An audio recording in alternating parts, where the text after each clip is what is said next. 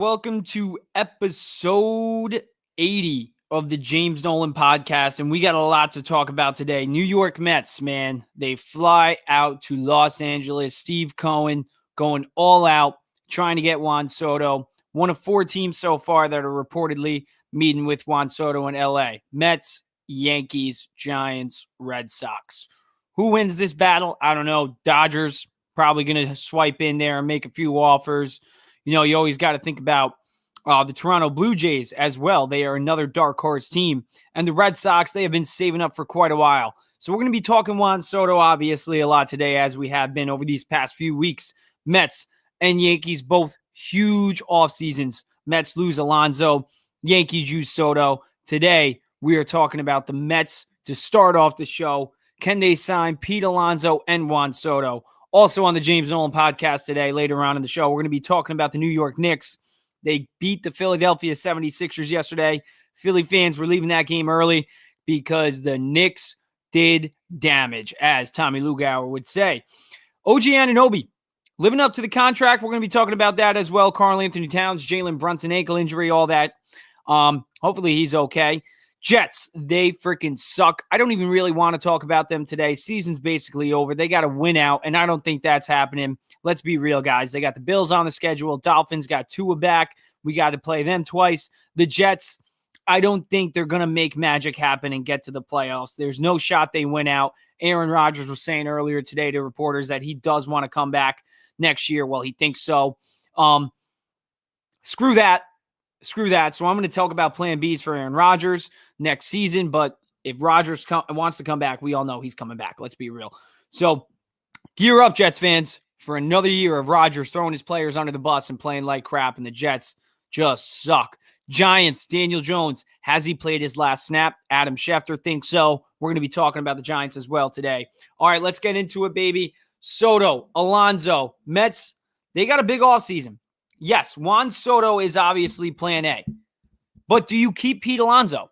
Because no matter what happens with Soto, I think the Mets have to keep Pete Alonso. Why? Not only is he third on the all-time Mets home run list, not only has he spent the entire 6 seasons of his entire career with the Mets, but he's the most durable first baseman in MLB. The most games he's missed in an entire season was 10. He played in every single regular season game, in every single postseason game. And you know what? Granted, he didn't have a great regular season. Probably his worst. But how many players in their worst season hit 240, hit 34 bombs, and have 88 RBIs? Those are some guys' best seasons. I don't think Pete Alonso has fallen off a cliff. I think the playoffs prove that. I mean, when he needed to step up, he stepped up. Get him a good contract, and let's see what he can do. Because Alonso is part of this core, the core of the Mets. I've talked about it for years on this podcast. Core of the Mets: Francisco Lindor, Brandon Nimmo, Pete Alonso, Francisco Alvarez, and now Mark Vientos as well. So you got 5 guys. You re-sign Pete Alonso with or without Soto. Mets look good for 2025. It's going to be very hard to replace 34 home runs. And really, let's be real, guys. In every single full season he's played, because COVID, let's not count that. I think he only hit 16 home runs that year in a 60-game season. But every single year, the 5 out of the 6 full seasons he's played, he's hit over 34 bombs. He's had over 88 RBIs. In 3 of those 5 seasons, he's had over 40 home runs. He's had over 100 RBIs. So Pete Alonso at his best, and I think he still has his best years ahead of him too. And he's also a slugger. So we could put him at DH down the road too if you give him a 5 or 6 year deal. Got to take that into account too. He's going to be a valuable DH down the road. He's got pop. He's one of the best home run hitters in the game. Since 2019, he's hit the most home runs only after Aaron Judge. So Pete's no joke. Pete's going to get offers not only from the Mets, but he's going to get offers from teams like the Yankees. He's going to get offers from teams like the Giants. And if the Giants miss out on Soto, they're probably going to throw a lot of money at Pete Alonso. They were desperate these past few off seasons. They've missed out on star after star after star. So the Giants are going to want to sign guys. And with Soto being the big ticket free agent, I think the Giants are going to land either, I don't think they're getting Soto, but I think they could get maybe Alonso. They could get maybe Teoscar Hernandez, Willie Adames. They have a lot of options outside of Soto, just like the Mets do. But I think with or without Soto in 2025, the Mets need Pete Alonso. They need him. You look at teams like the Dodgers, you look at teams like the Phillies. What do they have? Powerhouse lineups, 1 through 9. I mean, really, the Dodgers, 1 through 3, those are the most feared hitters in the game. You got Mookie Betts, Freddie Freeman, Shohei Ohtani. Ohtani was leading off, but really, they can mix and match those guys. Ohtani leading off is genius because once he gets on, you got those two guys hitting behind him. And really, every pitcher we saw the Mets in the NLCS, they were scared to throw to Ohtani. So he's going to get on base almost every single time. So with the Mets, you got to match teams like that. You got to. And I think bringing in Soto and Alonso does just that. And I hate saying this, and I really do. Now we're going to get into Juan Soto because I think the Mets can get back. I think they can get Alonso, and I think they will, with or without Soto. But I think there's a better shot with Soto, actually, and here's why. Both of them Scott Boras clients. Juan Soto doesn't just want money. Yeah, he has a World Series ring. You can say all he wants is money, but he also wants to win. And what the Mets have is a very good team. A team that was just, they went further than the Yankees against the LA Dodgers. They beat them twice. They spanked them around twice. So say what you want about the Mets in the NLCS against the Dodgers. They played better against any other team really besides the Padres in the playoffs than the Dodgers. And you can make a case that maybe they did play better than the Padres because they did spank them around in those two games. They weren't close. So what I'm saying is the Mets have a winning roster. They have a winning team. And if Soto signs there, you with or without Alonso, Soto signs. I mean, you got a lineup of Lindor, Soto, Vientos, Brandon Nimmo, a healthy Francisco Alvarez.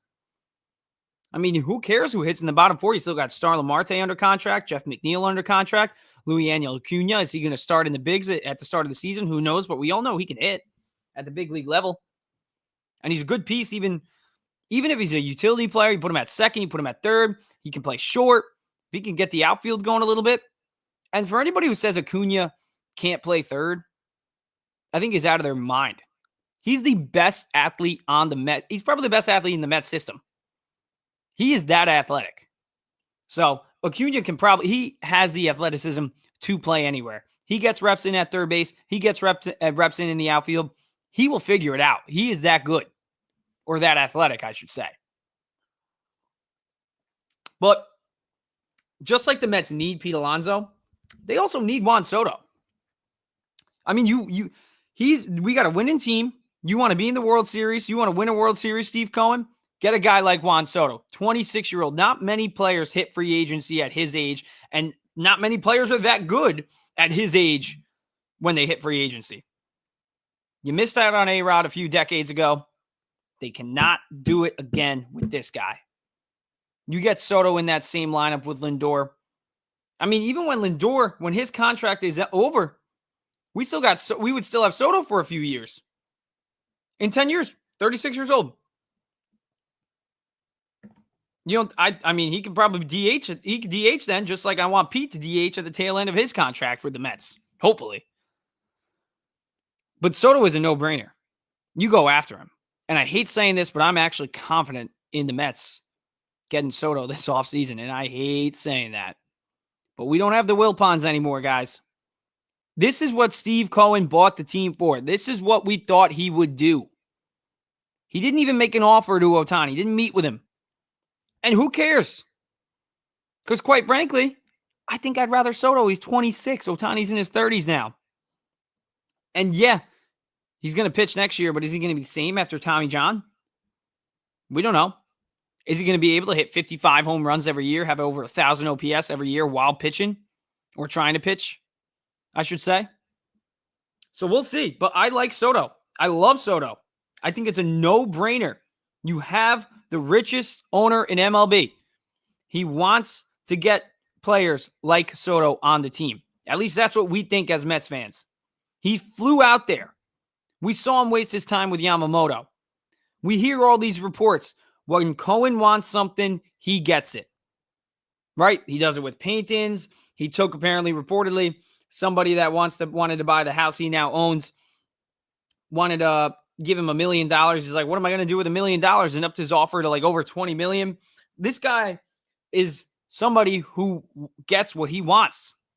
And if he wants Soto, go get him. This is what Cohen bought the team for, to make the Mets respectable. He said it after I think it was the NLCS. He wants to make the Mets the premier team in New York. He doesn't want the Mets to be the plan B for New Yorkers. Make the Mets the premier team. You do that by getting Soto, and not just Soto. You do it by bringing back your franchise, one of your franchise favorites, Pete Alonso. He comes back next year. He becomes the Mets all-time home run leader. Make it happen. Make it happen. So, yeah, that's my case for the Mets and why they should sign both Juan Soto and Pete Alonso. Now, let's get in some other areas, because the Mets don't just need Soto and Alonso. What are they going to do with Jose Iglesias? Let's get into that right now. Why not? Why not? Nobody even signed him last year. Nobody wanted him. He didn't play just a few years ago. Why can't he sign on a one-year deal? You're telling me we can't pay him $10 million on a one-year deal? He'll accept it. Who's gonna match that offer? He's 36 years old. I mean, realistically, he only played in 80 games this year. He had a great year, but he only played 80 games. That's not a large sample size. And it's not like, hey, do you want Jose Iglesias to be the everyday second baseman? No, I don't. But at the same time, I want him on the team. Why? Good energy. Why? We got young guys. Alvarez, Vientos, hopefully Acuna soon. And we saw it. When his name gets called, he does provide. Granted, in the playoffs, he kind of slumped a little bit, but he still had some big hits in the playoffs. He did. So, yeah, bring Iglesias back. 1-year deal won't hurt us in 2 years, 3 years, 4 years. Bring back Jose Iglesias. I don't care if he sits the bench all 162 games. I want that guy on this roster. I don't care if the OMG never gets played again. I just want Iglesias on the team. He's just a good fit. That's what he is. He's a good fit. And on a 1-year deal, you got to get him. Let's go to the comments. We're getting comments about the Iglesias. What's up, Jonathan? How we doing, man? Jose Iglesias. Yes, we got Jeff McNeil and tons of prospects, but I'm not saying take playing time away from McNeil and the prospects for Iglesias. I'm saying I want Iglesias just in case McNeil got hurt, because when McNeil got hurt, who's the guy who stepped up? Iglesias. And who's the guy who reportedly really helped Vientos, who really connected with Lindor, and Lindor's best season so far, I would say in his entire career, was this year. And who was alongside him? Jose Iglesias. We see Jose Iglesias playing with his daughter in the offseason. You bring a guy like that back to have in the clubhouse. On a 1-year deal, you can get Corbin Burns still. You can get Alonso. You can get Soto. But you still got to bring back Jose, I think. You got to do it. You got to do it. Now, obviously, those guys are all, I'd rather have those guys. And if we get those guys and we don't get Jose, for sure, I'm not going to be mad. I'm not going to be upset. But I just think it's not a terrible idea. And I think it's actually a really good idea to have Jose back. What's up, Dre? How we doing, man? Dre says, hear me out. Burns, Crochet, Senga, Walker, and Peterson. Oh, dude, don't get me going, man. That's an elite rotation. McGill, Budo, Scott, and another veteran in AAA as depth. Sign Soto and re-sign Alonso. And bullpen, sign Tanner Scott. And trade for Mason of Oakland. That would be great. That would be amazing. But who are we trading for Garrett Crochet? Who would you say we get for Garrett Crochet? You also mentioned Buehler. I'm not too high on Buehler. I'm not too high, and I don't think we can really get all those guys. I don't think that's realistic. I think we can get Burns and Crochet, but it depends who we throw in the trade. I saw somebody suggest that we should trade David Peterson for Garrett Crochet, but why would the White Sox do that? David Peterson's older than Crochet. I mean, down the line, is Peterson going to be better than Crochet? And I know Crochet can really speed up their rebuild, but let's be real. Who are we going to trade now? If we include maybe a Kevin Parada, maybe we include Who knows? Maybe Christian Scott. And because realistically, if we're including Christian Scott, Kevin Parada, I mean, maybe Jet Williams. I know he's a high prospect, but if we think Acuna is going to be good, if we think Mauricio is going to be good, why not include maybe Mauricio, even you include in that trade? Maybe one of those guys. Blake Tidwell, I like including him in that trade too, Dre. I do like that. And I do like trading Brett Beatty. I think you got to trade Brett Beatty. Why not? I don't think he's going to have too high a value for other teams, but still, you include him in a package, it's going to help the price. Zinspit says the Rizzler. We already have the Rizzler.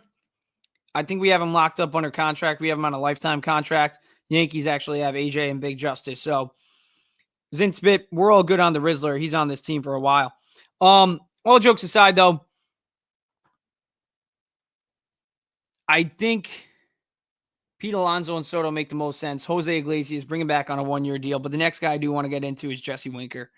And Jesse Winker is a guy who I would love to have back. I would understand if we can't afford to have him back if we get these guys.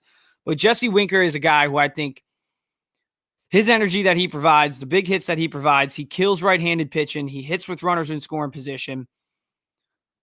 Maybe a 2 or 3 year deal for him. Who knows? I don't know the money he's going to get. I don't know the money he's going to demand from other teams this offseason, but I think Winker wants to be back. So let's see. Zinspit thinks Pete's going to the Nats. I think Pete going to the Nats is definitely on the table. I would say the Giants as well. If the Red Sox, you got to keep an eye on them too. So Mets are going to have some competition with Alonso for sure in the offseason. But you got to get him back. Got to get him back. And you know he's going to have a soft spot. He loves New York. We all know that. But yeah, I would love to have Jesse Winker back. And now back on the Winker topic. I would love to have Jesse Winker back. But if we can't, I get it. But really, Jose Iglesias, Winker, and Pete Alonso. It goes Alonso, Iglesias, and Jesse Winker for me to bring back for next season. All the other guys, I like JD Martinez. I don't bring him back. We don't need him. He didn't have an extra base hit since really August. So he's washed. I know he's a great clubhouse leader too, but Iglesias is my guy. So that's who I would bring back. Now let's see about guys who we can add. Obviously, Soto's plan A. Corbin Burns, David Stern's guy. Willie Adames, David Stern's guy. So I like those two options. I do. I don't think we need Willie if we get Soto and Alonso. But I do think we need Corbin Burns if we get Soto and Alonso, because you have a rotation of Burns, Senga, Peterson. Maybe you get Severino on that qualifying offer. I mean, that's a very big pay upgrade for him, especially from last year. So you got those four guys. Fifth, maybe you go Budo. Maybe you go McGill. Who knows? But I like the idea of adding Burns. I also like the idea of adding Snell maybe too. Blake Snell, in my opinion, is the best pitcher in baseball. Had a sub-2 ERA in the second half of last year. Won his second Cy Young just 2 years ago. Strikes out almost every batter he faces. Give me Blake Snell. But I would like Corbin Burns first. I would. Roki Sasaki will never sign with the Mets, and I agree with that. I think he's going to go to the Dodgers. I do think he's going to go to the Dodgers. Snell is going to the Mets. Zinspit says, Smell is going to the Mets. Zinspit says. Blake Snell, I'm sure he meant. Corbin Burns going to the Red Sox. That's Zinspit. What a name. Shout out my guy Bobby, though. I'm not sure if my guy Bobby's watching this episode, but he's a good guy down in Florida. Got hit by a hurricane, so love you, man. But the Mets, I think Corbin Burns makes total sense. Total sense. You got that rotation of Burns, Senga. Give me Severino back on that qualifying offer. I really do think he's going to accept that. Peterson in that rotation. Budo at the tail end. Who knows what they do? And I do like the idea of trading for Garrett Crochet. I do. I think Crochet has the best years ahead of him. He's a guy who has gotten hurt in the past, but at the same time, he had a great year last year. Garrett Crochet had a really good year last year. You look at his numbers. I mean, they were elite. 25 years old, left-hander, still got years left of control. Oh, he really kind of sucked in the second half, actually. But 209 strikeouts and 146 innings. 3.58 ERA. 32 starts. I like that. I like that. 2023, though, only pitched in 13 games. 2021, 2022, he missed all of injury. So there are some concerns about Crochet for sure. So that's why I would not do too much for Crochet, but I would say Corbin Burnes is the my number one option in adding a pitcher this year. My number two would be Blake Snell. Definitely Blake Snell. Like I said before, you look at Snell stats, they are just as elite as Corbin Burnes. Corbin Burnes is a guy who was taking a dip in strikeouts, taking a dip in his velocity. Blake Snell, on the other hand, in his last 15 starts this year, let's see what his stats were. The official stats. I know he had a sub-2 ERA, but I want to get the exact number.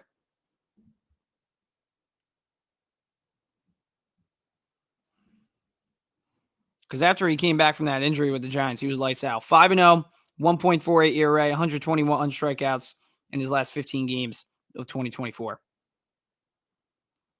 I mean, Blake Snell's the best pitcher in baseball. Then again, he's also 32 years old. So you got to take that into account too. But anybody who says he's just a contract year pitcher too is stupid. I mean, you look at his career numbers. He's really only had 3 bad years out of his 9 years. 2024, 3.12 ERA across 20 starts. 2023 wins the Cy Young, leads the league in ERA with a 2.25 ERA. Only 99 walks too. 234 strikeouts across 180 innings. 24 starts in 2022, 3.38 ERA. 171 strikeouts across 138 innings. 2020, 4-2, 3.24 ERA and 11 starts. 2018, obviously he's dominant, best ERA in baseball, most wins in baseball, 21-5, 1.89 ERA, 221 strikeouts. Snell is the best pitcher in baseball. He's the best pitcher in baseball. No doubt about it. Outside of those guys, you look at the other pitchers on the open market. I mean, Max Fried, he'd be another great option. Add him to the rotation. Walker Buehler, Dre mentioned him earlier. I mean, he had a down year this year, but then again, he also came back from an injury. So Walker Buehler's another good option. And then you also got to dip into the trade market. But no matter what happens with the pitching in the offseason, I'm not too worried. Because if we add to the offense, you can always get a guy at the deadline. We saw the Dodgers. That plan worked for them. They got Jack Flaherty at the deadline, helped him out in the second half. That was big for him. So I do like the idea of also getting pitchers at the deadline. So I think Snell would have been a perfect guy to trade for at the deadline for a lot of playoff teams. I think a lot of teams regret not trading for Snell. So like a guy like him, he signs a 1-year deal, or really any pitcher, maybe Max Fried signs a 1-year deal somewhere. Who knows? I don't think that's going to happen. But if a guy like Blake Snell coming off of Cy Young didn't get a contract until March, these pitchers are not, like starting pitching is not as valuable as it once was. Like we're seeing the Yankees, they were testing Garrett Cole out. They were like, yeah, you want to test free agency? Go for it. See what you can get. Because he was probably going to end up taking a pay cut. Starting pitching is becoming less valuable. Like looking back on the Yamamoto thing, on the Yamamoto deal, I'm kind of glad we didn't get him for $325 million. So $325 million, that's a lot of money. But you know, the Mets they got a big offseason ahead of them. Get Soto, get Alonso. I think every Met fan's happy. You get Soto, every Met fan's happy. You miss out on Soto, go for Alonso. Maybe Teoscar Hernandez, 32 years old. He's coming off a great year, had 117 RBIs this year with the Dodgers. Hit 272, 32 bombs. Willie Adames coming off a great year too. Yeah, I believe he had over 112 RBIs, just around there. 32 bombs from him as well. 794 OPS from him. So Adames would be another good guy to, a fallback plan for the Mets. They got options. They have a lot of options. And you know what? Cohen, you bought this team. Mets fans, we all thought you would do stuff like he could be about to do. Go get Soto. Give him the highest offer. Don't let him even remotely think about other teams' offer once you make that offer. So, I wonder how that meeting went. We'll find out if he signs with the team. But we're going to get into the Yankees. We're going to take a quick break. quick 30-second about really, I'm just going to use bat. I got to take a piss. And then we're going to get into the Yankees. They got a lot. They also got a lot of big decisions. Soto, are they going to get him back? Alonso, could that be a fallback plan if they miss out on Soto? Willie Adames, do they bring him in, maybe shift Jazz Chisholm to second, put him at third base? Also a fallback plan for the Yankees. If Volpe craps out, you can always shift him to short. So Yankees, we're going to be talking all that. Also pitching for the Yankees because they need pitching too. Corbin Burns, like he's an option for the Mets, he's an option for the Yankees. We're going to talk all that next on the James Nolan Podcast. Stay with us, guys. Quick break, and we will be right back. One guy who's been a lot more consistent than he was last year, who I want to get into on the offensive end, Anthony Volpe. I mean, he's living up to the hype that he had last year. Obviously, he performed well on the defensive side, capturing that Gold Glove award, hitting over 20 home runs. But this season, a little bit less home runs, but the batting average has seen an increase. The on-base percentage has seen an increase. And then obviously his speed on the base paths always kills opposing teams. So what do you think Anthony Volpe is doing differently this year than last that he's seen so much more success from? Yeah, well, first in the field, he's always been great defender. So I don't think there was much to improve there. But on the offensive side, I think he's really just trying to hit the ball the other way more, be more consistent, make more solid contact. And he's been able to do it. I love when you try to make adjustments, you realize what was working, what wasn't working, and you make an adjustment in the offseason, and you come back, and it works. That's something you love to see.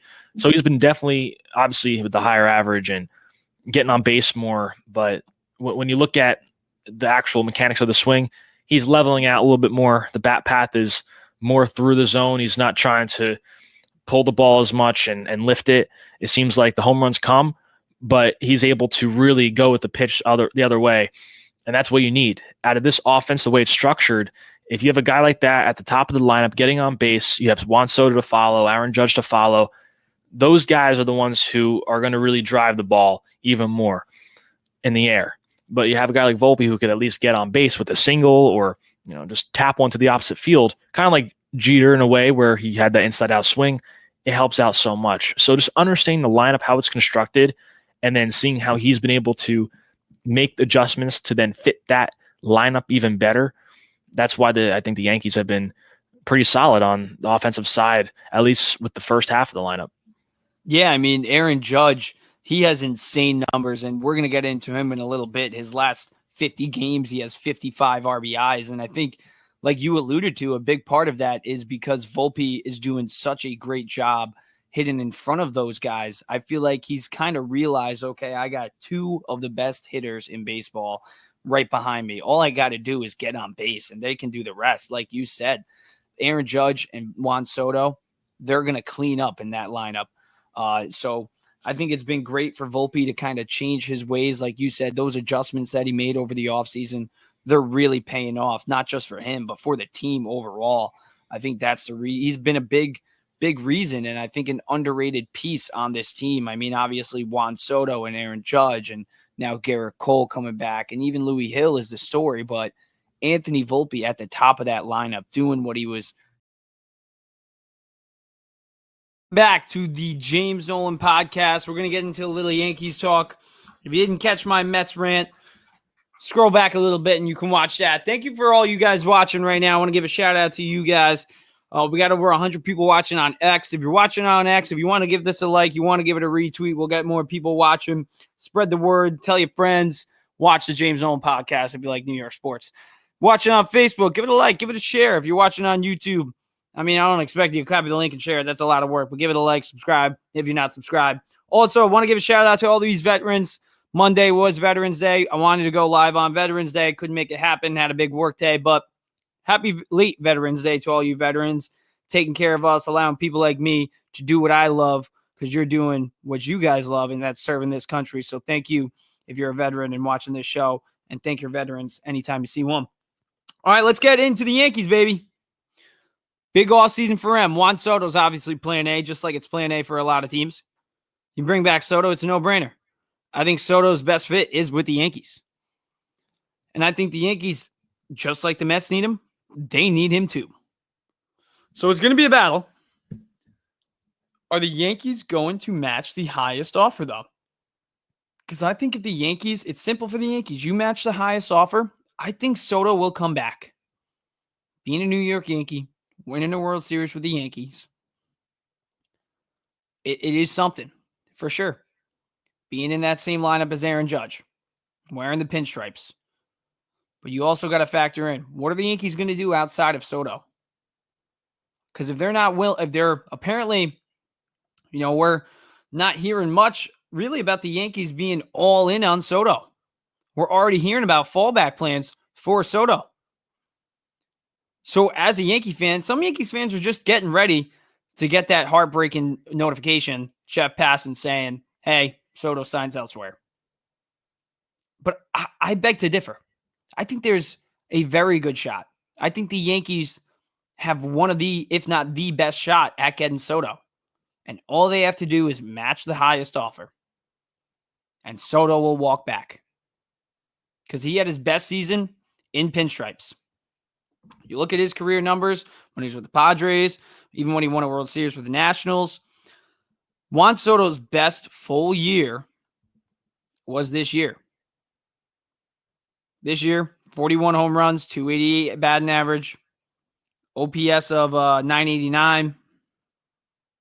You can make a case in 2020 he had a better year, finished 5th in MVP voting, but he's an MVP finalist this year, so he's going to finish top 3, which is the highest he'll ever finish. Well, 2021 actually was 2nd in MVP voting. But this year, played in 157 games. Also played in 162 last year. I mean, he's a guy who plays in almost every single game. Only really 1 year, 2022, is when he missed some time. OPS 989, like I said before. 109 RBIs, 41 home runs. Scored 128 times, which led Major League Baseball. And even the year before that, 162 games. 930 OPS. But only 35 home runs. You look at his other years, the most home runs he ever hit was just 2023, 35. And this year, 41. I mean, in 2021, only 29 home runs. So, he got on base a lot with walks. Led the league in walks with 145. But Soto, he had his best season in pinstripes. And that's because he was in the same lineup as Aaron Judge. And now I'm not taking anything away from Soto the player. But it does help having Judge in that lineup with you. And it does help for Judge having Soto in that lineup with him. So you want someone to protect Judge? It's Soto. How do I know Soto's a perfect fit with the Yankees? I just saw it. They went to the World Series. Juan Soto and Aaron Judge are both MVP finalists. So how do I know? I just saw it. Yankees got to get the job done. And I hate saying that too because I'm a Mets fan and I want the Mets to get the job done. But the Yankees got to get Soto back. It's plain and simple. Now, fallback plans, yes, they're great. You got options. But they would be the ones losing Soto. They would be the ones who traded for Juan Soto, got him on a rental, and then lost to the Dodgers in the World Series in 5 games and just gave up. They got to bring back Soto, and quite frankly, they probably should do more even after bringing back Soto.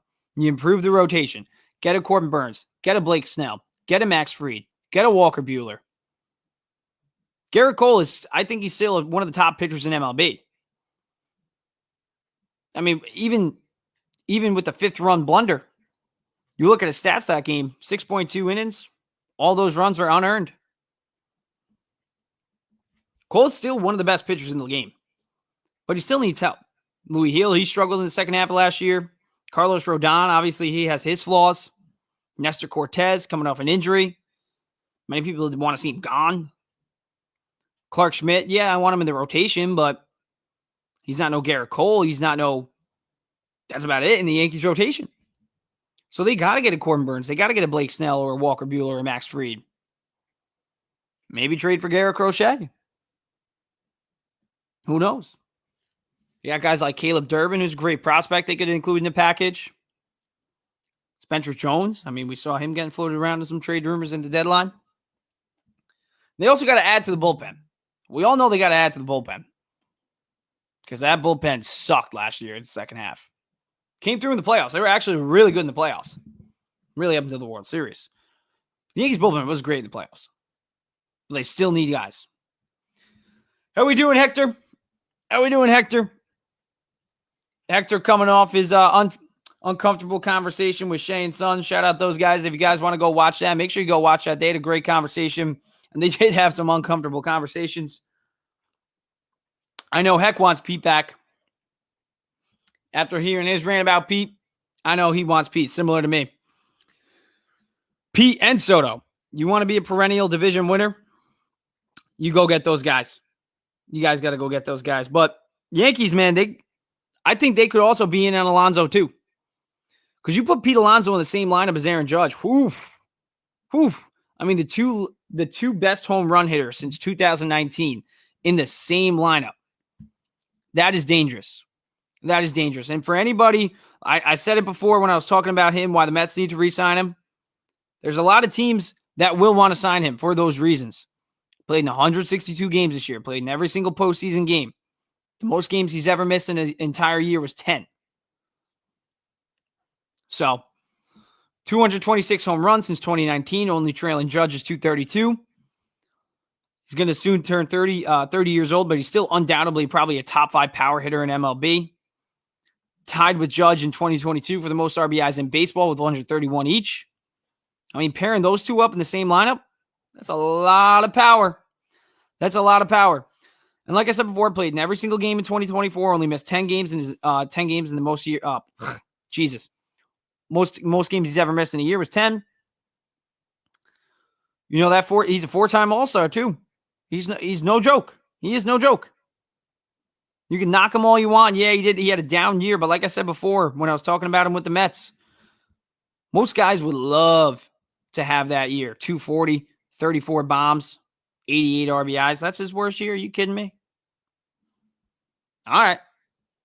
You look at his best years. Look at Pete Alonso's best years. And you could even say he's in his prime right now. I wouldn't say Pete Alonso's best years are behind him. So any Yankee fan who is saying, oh, I don't want Pete Alonso, I think they're stupid. In 2023, 154 games played, 46 home runs, 118 RBIs. 2022, 40 home runs, 131 RBIs. 2021, 37 home runs, 94 RBIs. This is a guy who's supposedly washed. His best years are behind him. I mean, for 4 consecutive years, in 5 out of only 5 times he's played in full seasons, 2020 shortened seasons. So his 5 full seasons in every single year he's played, the least amount of home runs he hit was 34. Just a year ago, he hit 46 and 118 RBIs. You don't want that guy? First time in his entire career, he had under an 800 OPS, and he had a 788 OPS this year. People want Willy Adames. He had a 794 OPS. It's not too far off. And even, you could say his batting average is low. Really, it's just low. 2023 was low for him. Yeah, 217, but, 2023 was low. 2022, he had 271. 2021, he had 262. 2019, he had 260. So if he's going to give you 250, 260, 35 plus bombs, 100 plus RBIs, why wouldn't the Yankees want him at first base? The Yankees have been dying for stability at first base since Mark Teixeira retired. They've gone after guy after guy. Greg Bird, you gave a little shot to, what was his face? Forgetting his name right now, but the prospect who came up mid-year, Anthony Rizzo, that failed. Hopefully they don't bring him back. I don't think they will. Yankees got to get a first baseman. Christian Walker, if you say you want Christian Walker over Pete Alonso, you are stupid and you don't know baseball. Christian Walker's 36 years old, hit 24 home runs. Pete Alonso's, his worst year, hit 34 home runs. Are you kidding me? And you don't think he's going to hit 40-plus home runs again? He just hit 46 last year. Pete's still one of the most feared home run hitters in baseball. He has the most home runs in baseball since second most home runs in baseball since 2019. Put him in the same lineup as the guy who's had the most home runs since 2019, and they will be back winning the AL East. No doubt about it. So, yeah, one of the teams I'm worried about sniping Pete Alonso away from the Mets is definitely the New York Yankees. Another fallback plan if they miss out on Juan Soto, though. Wrote an article actually about it just a day ago. You can check it out today on fansided.com. Or more specifically, fansided.com/author/Jay Nolan.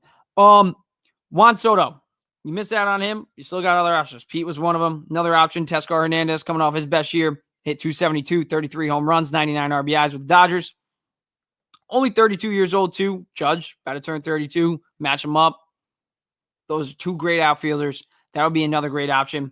And really, Hernandez just 2 years ago in 2021, or 3 years ago, I should say now, led the Blue Jays to a 91-71 record. They finished a game out of the playoffs just behind the Yankees and the Red Sox. Two-time All-Star. And in that year, 32 home runs, 116 RBIs, 296 batting average. This guy's elite. Whatever team gets Teoscar Hernandez, I think he's, just like last year, he's the dark horse free agent this year that's going to get a team to the playoffs. Somebody's going to sign him, and it's going to pay off. And then Willy Adames, I think he would be a good fit with the Yankees too. I mean, outside of Francisco Lindor, he's probably the best power-hitting shortstop in MLB right now. Only 29 years old. You sign him, you can move Jazz to second base. Say bye to Gleyber Torres. Even if you bring back Gleyber Torres, do you like Volpe? Because we got to talk about that. Do we trust Anthony Volpe? He gets tired. Okay. That's part of being a great shortstop. It's a long season. It's not travel baseball, it's not college baseball, it's not the minor leagues. It's a long MLB season. There's 162 games. You can't be the starting shortstop for 4 weeks, take a week off, and then be the shortstop for another 4 weeks, take 2 weeks off. That's just not how it is. It's the MLB. So we got to have a serious conversation. I think Yankees fans need to seriously start talking about Anthony Volpe's got to show something in year 3. And if he don't, get him out of here. It's getting out of hand. I know he had 20 home runs in his rookie year, but he also had a 209 batting average. Also had an on-base percentage of 283. 2024, oh yeah, he had a great start to the year. Finished the year with a 243 batting average, a 293 on-base percentage. That's terrible. An on-base percentage of 293? Only 12 home runs?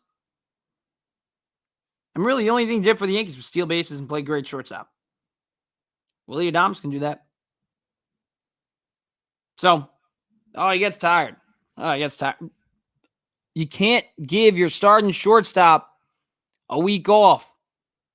Played in 160 games this year. Great. You can say he's tired all you want. You're in the MLB. Can't get tired. Got to be consistent. Having on-base percentage under 300 is terrible. If that continues in year 3, you got to figure out a replacement. He's not Derek Jeter. He's not. And I feel bad for him. He says all the right things. I'm pulling for him. He's a hometown kid. But I just don't think he's that. I don't think he's all that. Seen it 2 years now, 2 years in a row. 2022, terrible on base percentage, 283. 2024, 293. That's terrible. But yeah. Volpe, got to start talking about that. Because he's really struggling. He really struggled in the second half. Didn't have a great postseason. Well, actually, kind of, in some moments, he did have good spots in the postseason, but not consistently. Not consistently. But he is a winning player. We did see that in the playoffs. He showed that. He can win you a game. But at the same time, a 293 on base percentage, a 283 the year before, that's not going to cut it. It's not going to cut it. Willy Adames, though, even if you sign him, that's insurance for Gleyber Torres if you don't get him back. And I don't think the Yankees really want him back. Who knows what's going to go on with him, but he's another player that I think is another dark horse free agent. Wherever he goes, he's going to benefit the team. But I think just Willy Adames is an upgrade. He's an upgrade. Shift Jazz to his natural position at second. I think that makes sense for the Yankees. So keep that in the back of your mind. Willy Adames going to the Yankees. Keep it in the back of your mind. But yeah, it's going to be an interesting MLB offseason. The Red Sox, they want to spend money. The Giants, we all know they're desperate. The Dodgers, they always spend money, so you always got to fear them. Padres, they got money to spend. Alec Baum, Phillies want to reportedly trade him.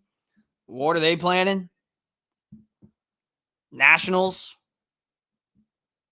They're also a dark horse team to snipe a free agent. I mean, they're reportedly in on Pete Alonso. But, yeah, to sum it up, Yankees need Soto. They need pitching. And why not Pete Alonso? Similar to the Mets. Need a first baseman. He's the best one available. And also, the Yankees have already checked in on him, according to Mike Puma. So, could be starting. I hope he doesn't. I hope the Yankees don't snipe him away, but it would suck. It would suck as a Mets fan seeing that. But as a Yankee fan, I think you got to be all signed up for that. Pete Alonso and Judge in the same lineup. Obviously, Juan Soto, but you got to have fallback plans. All right, let's talk about these crappy New York Jets. And I can't wait to talk about my Knicks. Because, boy, oh, boy, you sign Karl Anthony Towns, you get Jalen Brunson. We got two guys who are supposed to win you late games, and they well, I wouldn't say fold, but you can't be losing these games. 124 to 123 loss to the Chicago Bulls. We're going to talk about that in just a little bit, but and I wouldn't be worried. I'm not going to be too worried about the Knicks, but Cat, wow, what a game. 46 points, 10 rebounds.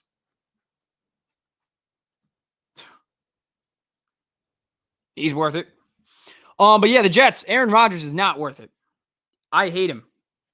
I mean, you throw Mike Williams under the bus, like really right under the bus. And then Mike Williams catches a touchdown, a big touchdown with the Pittsburgh Steelers. Red line. That's what he tweets. Just goes to show you how much of a douche Aaron Rodgers is. Now I'm going to have to add the explicit on the Spotify. All because Aaron Rodgers. All because of Aaron Rodgers. I haven't cursed on a podcast in weeks, but Aaron Rodgers just made me curse. And for that, I hate Aaron Rodgers. I hate him. He's a drama queen. I don't want him back next year. I have a feeling he's going to be back next year. He's going to have a great game at the end of the year. He's going to go on a great run right now. But I hate Aaron Rodgers. He set the Jets back for years. For years. I would love to just get rid of him at the end of this year. We can bring Davante Adams back. I'm all for that. Bring me a young QB with Davante Adams, Breece Hall, and Garrett Wilson as their weapons. I love that.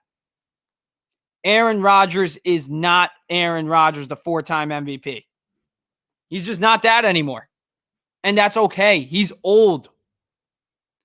But he's also doing it in the way we all said, if he fails and he talks the way he talked in Green Bay, they didn't even like it in Green Bay. And they're the people from Wisconsin, from Green Bay, Wisconsin, they're probably the nicest people on earth, especially compared to people from New York like us. And he's talking the same way after losses. Oh, blame this guy, blame that guy, don't blame me. It's never Aaron Rodgers' fault. There's sometimes, every now and then, he'll say, oh, this game's on me, I got to be better. But we all know he doesn't mean it. He'll go on Pat McAfee the next day and talk all about how it's all the other players' fault. So screw Aaron Rodgers. If he comes back next year, I don't want it. Obviously, I want him to go on a tear, and I want to finish the season 10-7 and go to the playoffs, but that's not happening. And why should I even be confident and have hope? I shouldn't have hope. Because the Jets have played like 4 good halves of football this year. They've sucked. The Jets have given us the worst season in Jets history. Because when Adam Gase was the coach and Sam Darnold was the quarterback, I didn't expect anything. When Zach Wilson was the quarterback, I didn't expect anything. We had Bryce Petty, when we had Geno Smith, when we had Mark Sanchez. But you get Aaron Rodgers. You trade for Davante Adams. You trade for Hassan Reddick.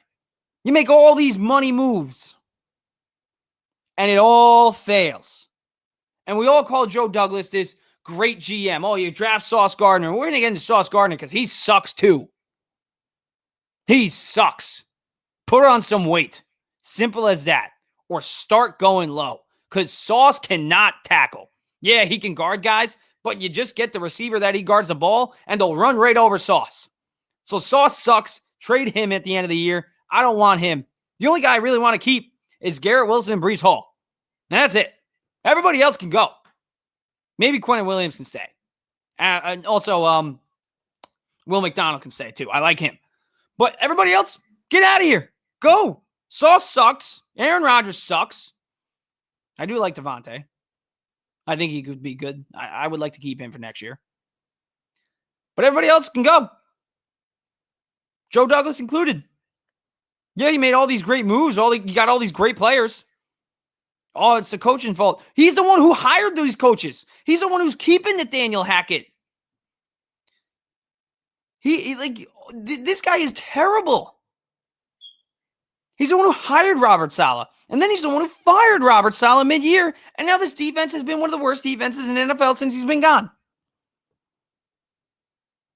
So everybody needs to go. Full, clean house. But we all know that's not going to happen. Because Aaron Rodgers has this Jets franchise. He is just grabbing their balls. And he's not letting go. He has full grasp. And I hate that. Rodgers is clearly calling the shots. He's been calling the shots. Him and Joe Douglas have this marriage. So the only way this ends is if Joe Douglas goes. And you know what? Maybe you keep Rodgers. Maybe you run it back. Maybe you draft a new QB. You get a new GM. You get a new coach. You say, screw you, Rodgers. No more Nathaniel Hackett. And Todd Downing sucks too. Jets suck. And I'm done talking about him. No, actually, I'll talk one more guy. Sauce Gardner. He sucks. Like I said before, put on some weight or start going low. Because anybody that gets the ball that's getting guarded by Sauce Gardner, they're getting a lot of yards because they just got to run right through him. And they're gonna. He's what? Less than 200 pounds? And you're in the NFL? And I get it. Some guys are born skinny. I have a friend nicknamed Bones. And I think Bones could run through him.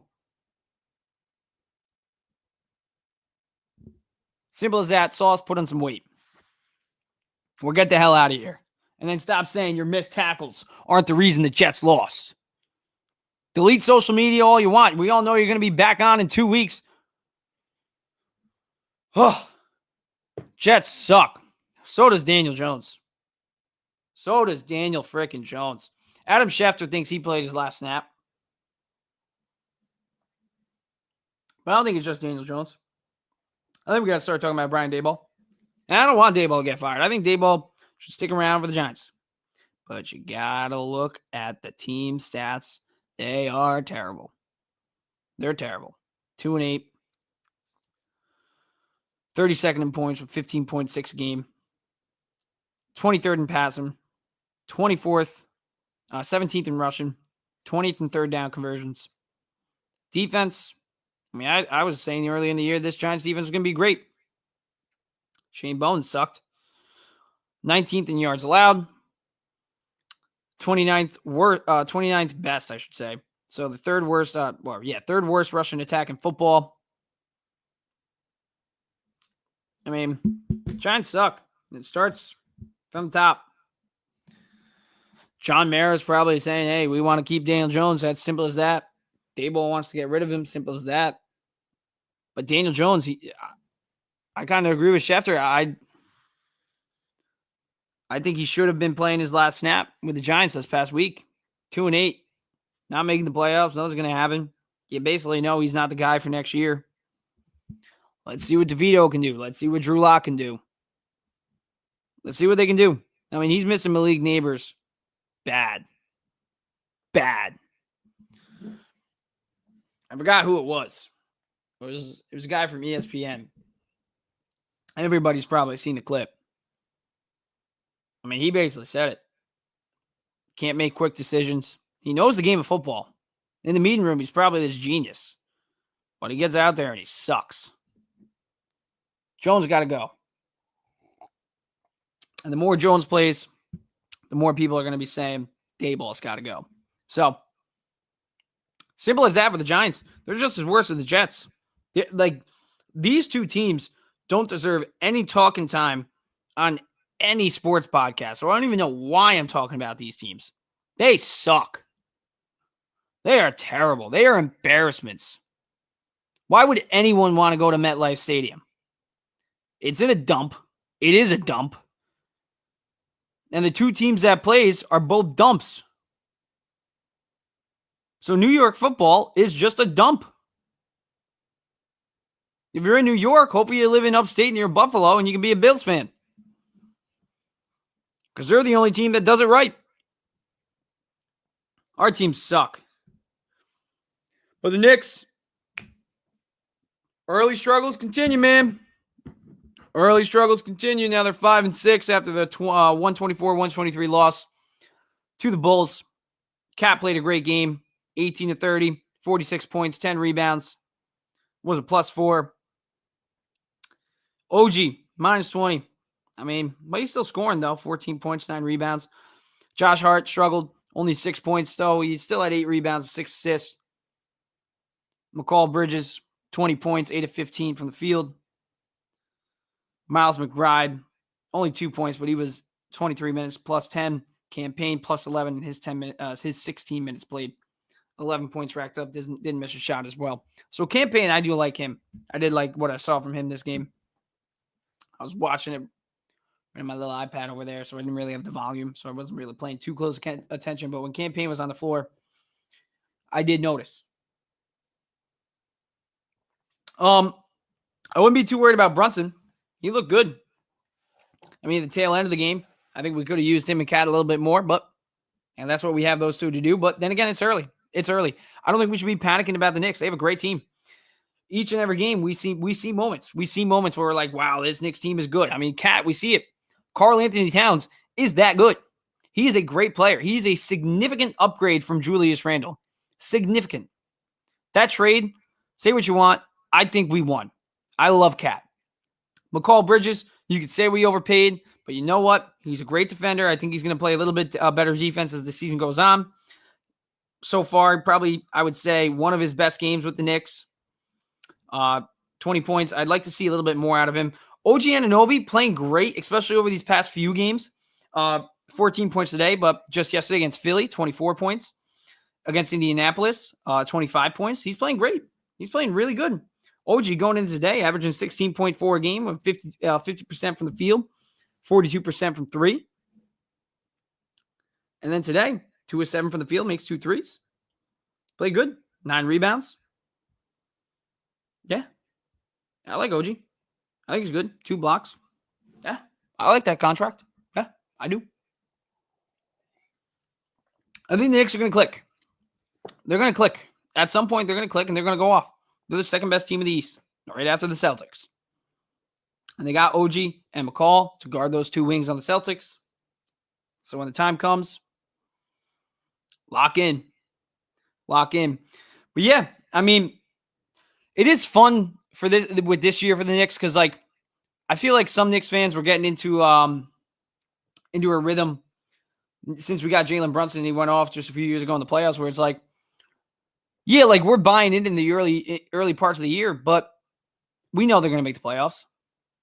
But right now it's like, yeah, I know they're going to make the playoffs. I know they're going to end up in a high seed. But at the same time, they're a really good team. They have some really good players. And when they start to click, it's going to be even more fun to watch. It was fun to watch Karl Anthony Towns tonight, no doubt about it. So the Knicks are in a great spot, I would say, because of the players they have. I know Thibodeau is playing their guys a lot. I would say they do need more depth. I think they definitely need another big. I'm dying to see Mitchell Robinson get back out on that court so we could really use his defensive prowess. So, yeah, I think for the Knicks, it's just add a few pieces at the deadline, get some more depth, get Mitchell Robinson back, and let's really roll. Let's really roll. All right, I'm going to roll out of here. I'm going to go to bed. I got work at 7 tomorrow. Thank you guys for watching, whether you're on X, whether you're on Facebook, whether you're on YouTube. If you want to listen to this on the playback on Spotify, the audio version will be up in just a few moments. I'm out of here. I'll see you guys pretty soon. Let's go, Mets. Let's go get Juan Soto. All right, deuces. Oh, and one more thing. Screw the Jets.